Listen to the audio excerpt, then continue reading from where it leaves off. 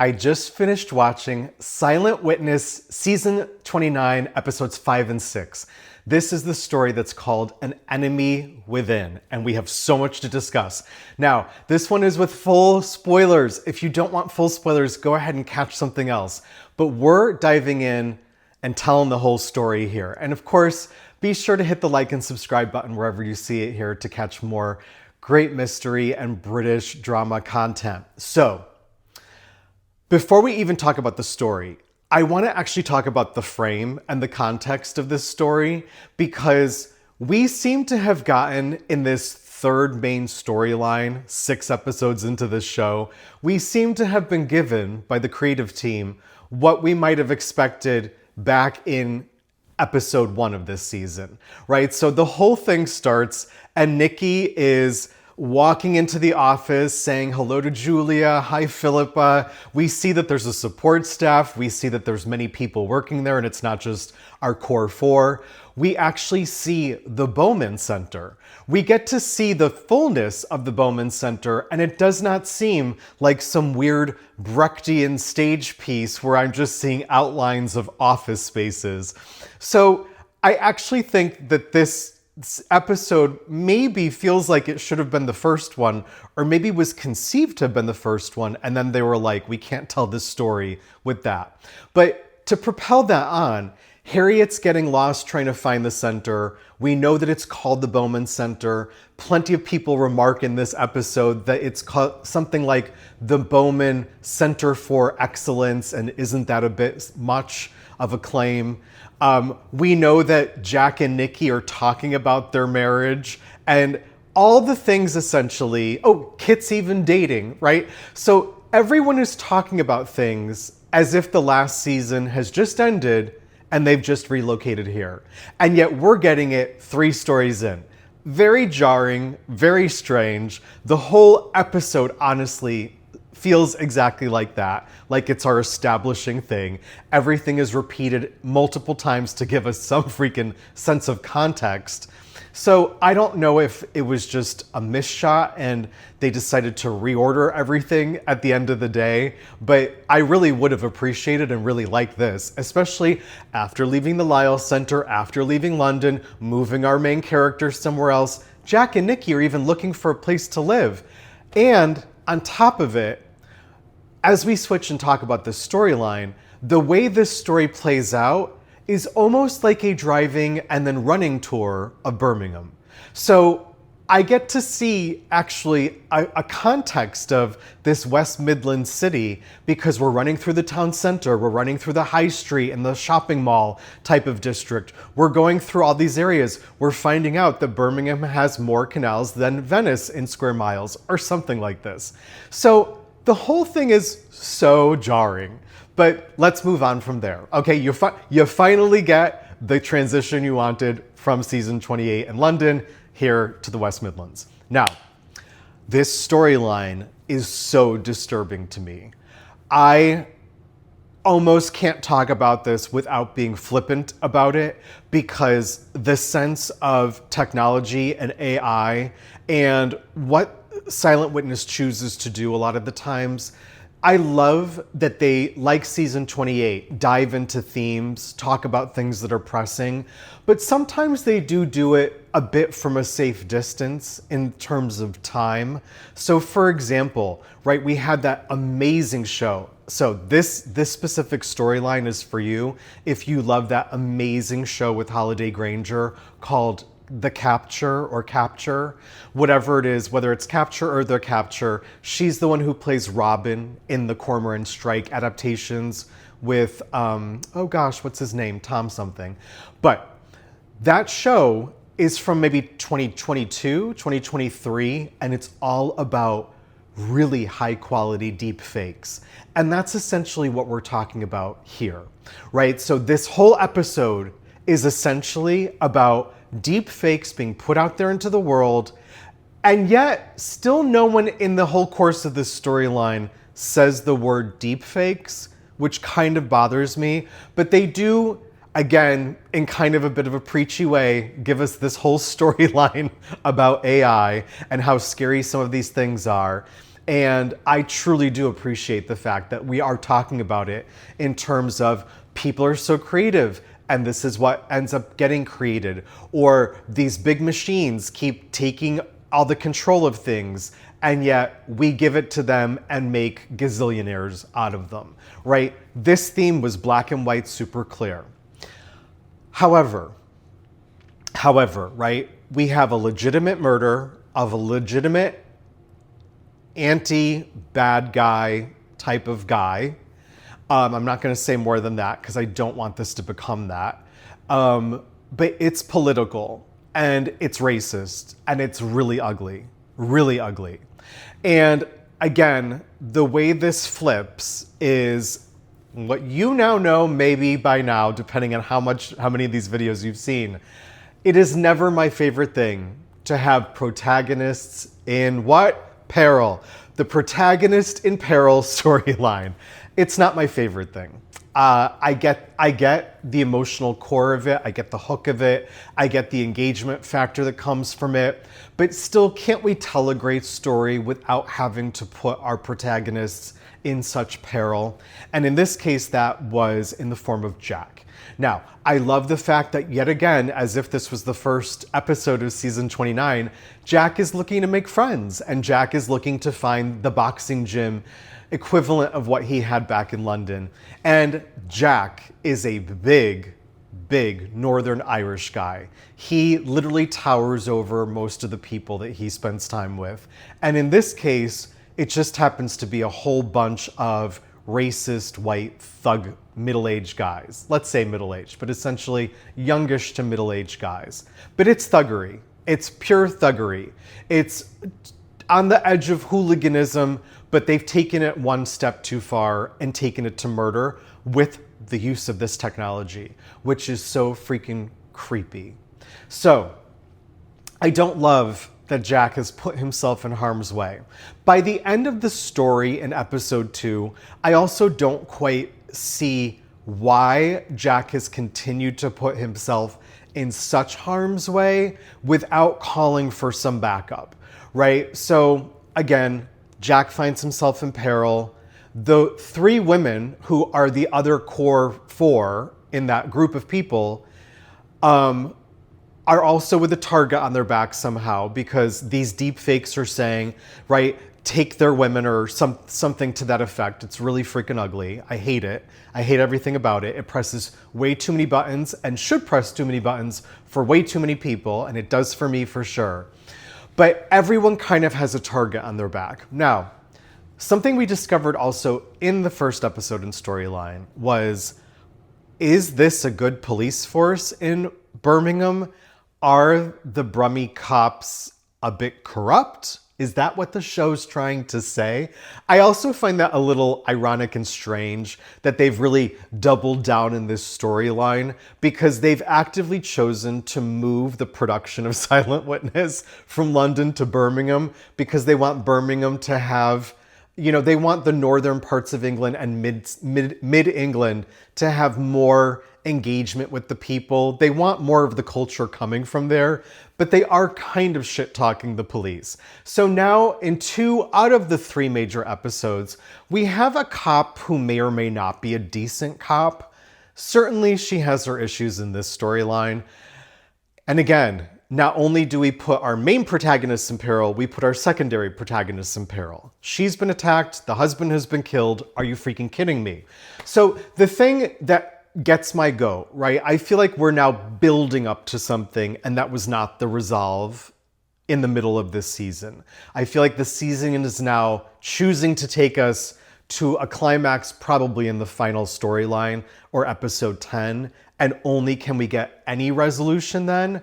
But goodness, I now have the cop whose husband has been killed. I don't know if she was even a good cop. The thing that stands out, and the only reason that I say that, of course, is that I don't know what the 2 cops are doing. I honestly, it's almost like they have ceded all of their investigative practices over to the forensic specialists at the Bowman Center, and even they're trying to like track down the guy. Now, in terms of clean policing, would the forensic people not be doing the DNA and the scene of crime evidence, confirmations, and details. But then wouldn't the cops be the people trying to identify the victim? Wouldn't they be the one with their police force being the ones who would do that legwork? Why is Kit doing that while also doing 1,000,000 DNA samples? The whole thing made me wonder if it really is like this and it has gotten that bad. It also made me wonder why Kit has to enlist the help of obviously a very beleaguered social media technology expert. I feel like in other shows, maybe it's American ones, the person is called like a TI something, a THI, TGI, TGH. But there's a tech person who clearly is like, oh yeah, my team will look into it, but we're overwhelmed. Which again, makes me also wonder now, do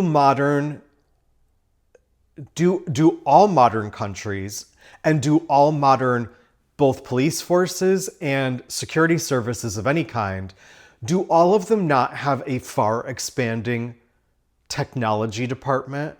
Because what I imagine is happening inside of this storyline has to start happening like multiple folds, right? Exponentially. We're not just multiplying it, we are making it exponential because technology is making all of it too easy. So we know that the deepfake is the thing that stimulated the whole experience. We know that the deepfake was confirming it through another deepfake at the end. And of course, worst of all, let's just talk about this now. We know that Jack is now being deepfaked. As this story is meant to close, we've opened that. This type of protagonist in peril is so ugly and so bad. I wonder how much it happens in real life to cops, to investigators, to people who have to be in the spotlight and ultimately solve these crimes, but have to deal with that. It's really scary. And if that doesn't make you see our world in a scarier way, you see why people are clinging on to a past from 50 years ago that never existed in so many ways, right? Let's go back to the good old days. Well, the really crappy stuff will not be going back, and you choosing to pretend that it's the good old days will only make that exponentially worse, right? This stuff has to be engaged with. So Lucinda, our tech expert, I hope that we hire 10 more of them and then 100 more of them after that, because clearly that's the what is necessary. But here's what I don't understand about this episode, right? This episode had some big gaping gaps that really, really bother me. And one of them was something that I noticed in the first two storylines, which is where the timing and the time frames don't add up. Right? So in this specific storyline, the thing that rubs me really the wrong way is that poor man, I am going to now say, right, he had a right to be justifiably upset about things happening in his community, but he did get deepfaked. I will say the poor man in that regard. But at some point, at the end of episode 5, the first part of the storyline, these horrible thugs come and burn his home down. And yet we get through the end of the episode and into the start of the next episode, and no one even mentions it. And so we don't really see anybody engage with that until he is finally released. You worry for his safety as if he could be mobbed at any moment, which I'm honestly shocked that he wasn't the way they came after the cop, but she's a woman, right? And so it's even worse. But how did they send him home and nobody even mentioned the fact that, hey, chief, by the way, his place was burnt down. Too much time went by. Somebody could have spent literally 10 seconds in a scene saying that to acknowledge the fact that shit's not going to get bad. Shit got real bad. Now, here's my main issue. And this really, really bothers me because this DI, I think she was a DI, this potentially Iraqi woman, I don't know, but this DI is left on her own. And she has a DC, possibly a DS, but let's say a DC who's assisting her. And he's this white guy. And the two of them seem to be left alone. getting pressure from the top. Now, if your city was becoming a bit of a hotbed of potential anger and violence and destruction, would there not be more press conferences? And should we not, as a community of watchers, see what that community is doing with a quick press conference like we did at some point, maybe in episode 3 earlier, right? Where she actually is giving a press conference. How, after her husband gets killed, how did a senior officer not step in to take over, certainly, but to also just help her? So it's moments like this where the storylines seem a bit awry, or maybe they had that all in place and they're like, ooh, too much introduction of new characters, too much confusion, edit it all out. And it doesn't feel right. It doesn't feel good, because it makes you feel like the terrible things that are happening in the world that are only getting worse and worse, nobody's really helping with. And that, I think, is an unfortunate thing to give us when we are already now dealing with protagonists in peril. So these things really bother me. Along those lines, I do kind of appreciate the almost theatrical Shakespearean kind of, it was almost like a kitchen sink drama at the end of the story, at the end of episode 4, where oddly, inside the Bowman Center, the whole Bowman team walks out of the room and leaves the 2 cops there. And it was like a play. I felt like I was sitting in a theater audience watching a play, because it was very theatrical and it was very stagey and it didn't really make sense, but it made a point. And you forgive that in the theater where nothing can be or look really real. But on film, it was very odd and awkward. But more awkward was the fact that she had zero support and her partner was killed and she's still somehow in charge of this investigation. It didn't really make sense. So, where does this leave us, though? This is the thing that gets my goat. This now leaves us with Jack in peril for the whole rest of the season. I don't love that. I don't like this at all. I don't know how. I do for sure think that they have the option to DNA swab those 78 people to see who the killer was, where the DNA was somehow matching. But even then, I'm not sure they connect that to the dead person, right? So I don't know. The whole thing feels very uncertain, very insecure. I feel like it's very strange where Maggie's Steed, Harriet, right? Harriet had to be the only person in the room, I guess, who had the authority or could push back to say, your evidence is not safe, right? Nikki and Jack clearly felt clammed up and should have said, the evidence actually points us in this direction, right? This guy who looks like the perpetrator is being framed. But they didn't say anything, and that too feels like awkward writing, and then Harriet's the only one to say it. And again, I'm left thinking, is this just bad policing? Again, am I meant to think Birmingham, 2 out of 3 stories, has bad policing? Not if we're moving the whole production there. I don't know. I think it's a strange thing of what Silent Witness is doing, but it's compelling. It made my blood boil. It sent off all of my justice, compassion, and empathy alerts, because this one's hard to watch. It's hard to watch people get killed like that. It's hard to watch organized crime, and this falls under the category of organized crime. It's hard to watch any of this play out. And when you do see it play out in ways where it could easily and quickly get turned on you as a user of technology, as someone who could show up in technology in any way whatsoever, you see why people do want to run screaming sometimes. So, we love forensic evidence. The whole first part of the show, so much charm. They set the scene. We got a good touch of our banter, really ratcheted back up. We got a little preachiness in the bathroom where I'm seeing Jack essentially naked through thick glass blocks. A little racy for Silent Witness as they make a little bit of a preachy point. I appreciate that. But then we get this weird, again, almost theatrical type scene with Kit doing her best to react and have 1,000 facial expressions. You did great, Francesca Mills. But she's having this scene where she really is not allowed to say much while the technology woman gives us a soliloquy about how terrifying the world is becoming. It's heavy and it's hard, but I do love that we did get so much forensics in that whole first episode and much of the second episode, and that the forensics could be retested and could prove and be phenotyped. I do not know that I knew that word.